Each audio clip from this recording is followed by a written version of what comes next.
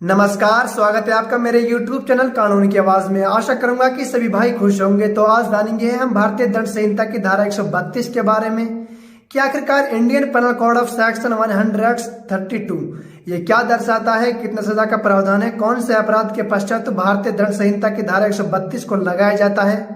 तो चलिए जानते हैं विस्तारपूर्ण रूप से। हमारे देश के अंतर्गत 3 टाइप्स की सेना होती है, वायुसेना, थल सेना, जल सेना।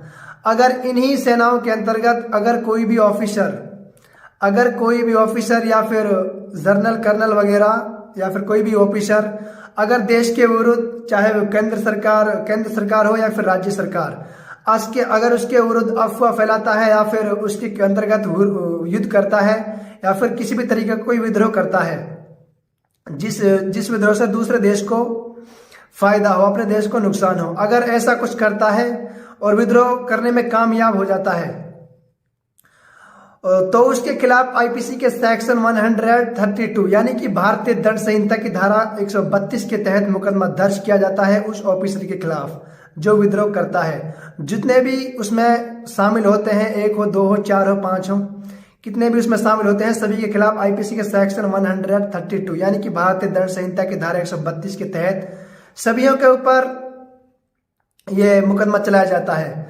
तो जानते हैं इसमें कितना सजा का प्रावधान है।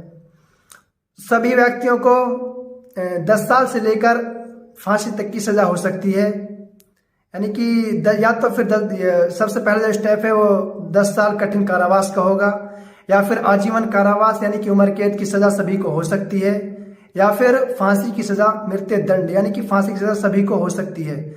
आर्थिक दंडित रूप से भी सभी व्यक्तियों को दंडित किया जाएगा। यह एक गैर जमानती संज्ञेय अपराध है, यानी कि इस अपराध के अंतर्गत जमानत नहीं मिल सकती, समझौता करने योग्य भी नहीं है, यानी कि इस मामले के अंतर्गत न्यायालय द्वारा समझौता भी नहीं किया जा सकता। ट्रायल बाय सेशन कोर्ट है, यानी कि सेशन कोर्ट को ऑर्डर होता है कि यह अधिकार है सेशन कोर्ट के पास फांसी देने का और आजीवन कारावास, ये उसको अधिकार है कि यह सजा सुना सकता है। तो ये थी भारतीय दंड संहिता की धारा 132।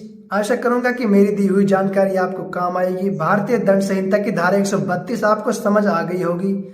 तो मिलते हैं अगली वीडियो में, तब तक के लिए शुक्रिया। अगर आपने हमारा चैनल को भी सब्सक्राइब नहीं किया है तो सब्सक्राइब जरूर कर लेना, बेल आइकन को प्रेस जरूर कर देना, ताकि हम जब भी कोई नई वीडियो अपलोड करें तो आपके पास हमारा नोटिफिकेशन जरूर पहुंचे।